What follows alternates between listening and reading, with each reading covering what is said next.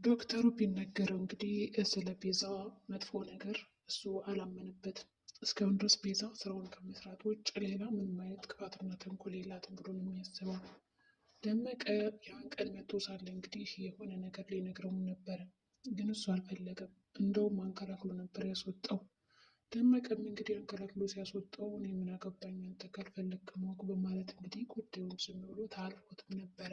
ይሁን እንጂ ቤዛ አሁንም ቢሆን ስራውን በአግባቡ እየቀጠለች ነው ያለችው። እንግዲህ የሊሊን ቼክም ወስዳለች ማለት ይቻላል። እንግዲህ አንደኛ ቤቷን የፈለገችው፣ ስለዚህ ሁሉም ነገር በቃ አጠናቃ ጨርሳለች ማለት ይቻላል በአሁኑ ሰዓት።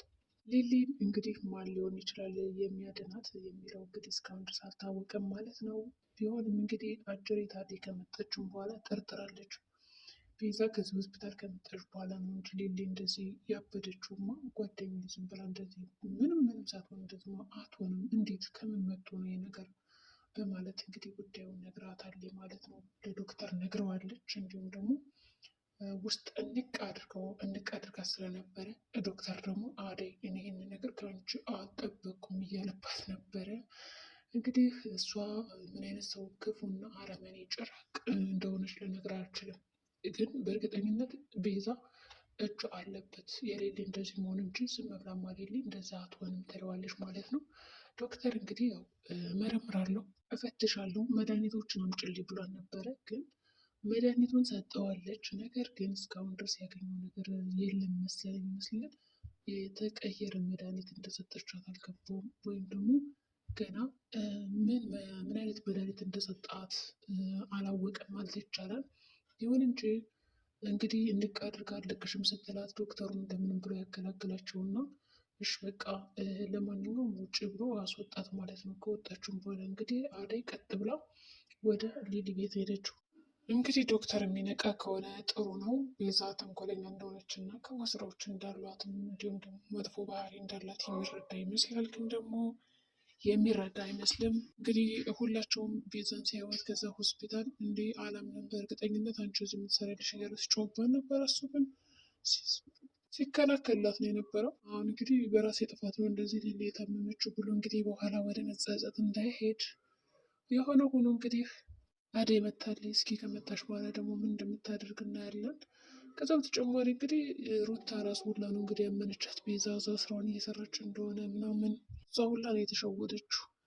ፍቅር ደግሞ እንግዲህ በቃ አደይ አትፈልግም፣ ዴብ የምትፈልገህ ቢሆንማ እስካሁን ድረስ የሆነ ነገር ታደርግ ነበር አደይ። ስለዚህ ተዋትና እሷን ሌላ ለአንተ ሚስት የምትሆነውን እንፈልግልህ እያለችው ነው እንግዲህ። የዴብ እናት ደግሞ በቃ ጋብቻውን አልፈለገችውም ማለት ነው። ከአደይ ጋር የለውን ነገር አልተስማማችበትም። ልክ እንደ እናቷ የአደይ እናትም አልተስማማችም፣ የዴብ እናትም አልተስማማችም። ስለዚህ የጋብቻቸው ነገር ሰማይና ምድር ያክላል። መጨረሻቸውም እንደሚሆን አይታወቅም። እንግዲህ የሆነ ሆኖ ዴብ ከአደይ ውጭ ማንንም አላገባም እያለ ነው እንግዲህ። ፍቅር ደግሞ አሁን አላማዋ ምንድን ነው? ከሮማን እንዲሁም ደግሞ ከሄለን ጋር ሆነው አደይን ማለያየት፣ ከዛ እኔ ገንዘብ እሰጣችኋለሁ ብቻ እናንተ በዚህ ጉዳይ እርዱኝ ትላቸዋለች ማለት ነው። ሁለቱም እንግዲህ አይ ስራ እንፈልጋለን፣ ግን በቃ እሷን የሚጎዳ ነገር ከሆነ ይቅርብን፣ ስራው እንደዚ አይነት የጅል ስራ ማንሰራም እያሏትም ነበረ። እንደገና ያው ዴቭን ለራሷ ማድረግ ስለምትፈልግ እንግዲህ ብዙ ነገሮችን እያቀደች ይመስላል። ምን እንደምታደርግን ገና እርግጥ አልታወቅም። እሷ ፈክራለች፣ እኔ በቃ አደይን አባቷ ላመጣላት ባል ነው እንጂ ምድራት ዴብንም አታገባውም እያለች ነው እንግዲህ አደይ አባትም ወደ ሆነ ቦታ ሂዷል። አጎቱን እንዲሁም ደግሞ የአለልኝን ሚስቴንና ልጅን አድራ ብሏቸው ነው እንግዲህ ሄደው። እንግዲህ ጠላት መጥቶበታል። ምን አይነት ጠላት እንደሆነ አላወቀም። አጎት ተብዬውም እንግዲህ እሺ ብሏል። እንግዲህ ሚስቱን እንደሚጠብቅለት እና ብርሃን እንደሚጠብቅላት እሺ ብሎ ነው የሄደው። ከዛ እንግዲህ አጎትና ያው አለልኝ እያወሩ ነበረ። እንደሆነ ልጆች በቃ ቁሙ ቀሩ እያለ ከዛ ብርሃንማ ቁም አቀርም እኛ እያለን ይላል። እንግዲህ አጎትም ቀበል አረገና ምን እያልክ ነው? እኔ እኮ አጎቷ ነኝ።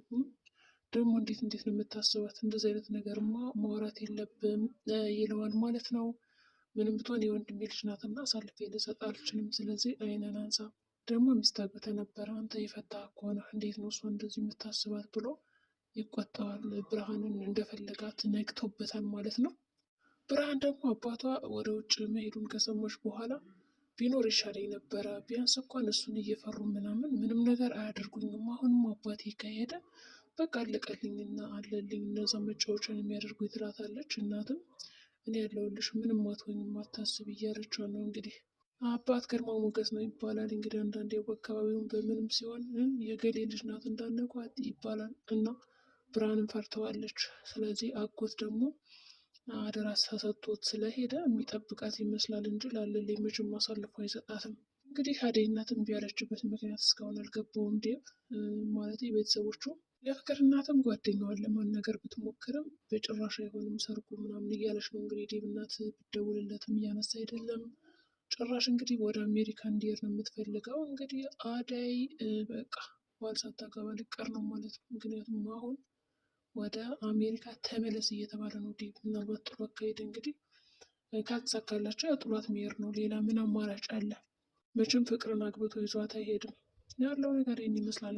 እንግዲህ ቤዛም ተንኮል አያልቅባት፣ ያው ከወንድሟ ጋር እንደተለመደው ሀሳቧን ለማስተላለፍ መጣ ነበረ። መጣችም በኋላ እንግዲህ የእሱ ሀሳብና አላማ ያው ሊሊን ማጨለል ስለሆነ ብቻ ዶክተሩን ስታገኙ በጣም ነበር የደነገጠችው። አልጠበቀችውም ሁሉ ማለት ነው እንደዚህ ያገኘዋለሁ ብሎ። እንደገና ደግሞ አሁን ዶክተር የጠረጠረ ይመስላል ቤዛ ዝም ብላ ያለ ምክንያት እንዳልመጣች ከዛ ሆስፒታል የሆነ ተልእኮ እንዳላት ምናምን የገባው ይመስላል። አደይ እንደዛ ከጮኸችባትና ንቅ አድርጋ ከያዘቻትም በኋላ እንግዲህ ሀድሬት ሊሊም በቃ አብዳ ቀርታለች። ማንህ አንተ ሌላ ኤላ እያለች እንግዲህ መጮሆን አልተወችም። ባቡሬ ደግሞ በዚህ ጉዳይ በጣም ቅጥል ይላል። ቢያንስ እንኳን ኤላ የመሰላት እንግዲህ ዶክተሩ ነው። ያሁን እንደው ዶክተር ሮዛ አላውቅም ብትለው ኖሮ ችግር ነበር የሚሆነው። ቢያንስ ዶክተር እኔ ኤላ ነኝ እያለ እያባበለ መድኃኒት እንድትወስድ ያደርጋታል ማለት ነው። መድኃኒትም ወስድም ለኤላ ስል ነው፣ ሁሉም ነገር ማድረግም ለእሱ ስል ነው እና ዞር በልልኝ አላውቅም አትንካኝ ትለዋለች። እንግዲህ እሱም እሺ እያለ ነው እንግዲህ ዝም የሚላት።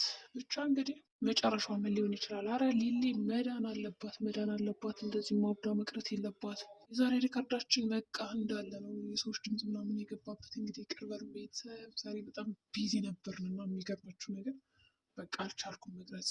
በጣም ነው የሚጮሁት። ጥራት ያለው ቪዲዮ እንኳን ልሰራ አልቻልኩም ማለት ነው። ሆኖ እንግዲህ የአደይ መጨረሻ ምን ሊሆን ይችላል? አባቷስ ወዴት ነው ሸሽቶ ሄደው? አበበም እንግዲህ በጣም እየፈራ ነው። የአባቱ ጠላቶች እየተከታተሉት ስለሆነ ምንድም ሊረዳው አልቻለም። ደመቀም እንደዛው ነው። ብቻ ሁለቶችም እንግዲህ ያው ለጊዜው አብረውት ናቸው ያሉት። መጨረሻቸው ግን እንዴት እንደሆነ አይታወቅም። እስካሁን ሄለን አልሰማችም። ወደ አሜሪካ ጥሯት እንደሚሄድም እንግዲህ እያሰበ ነው እሱ። እሷ ደግሞ ያው እየተማከረች ነው ከሮማን ጋር።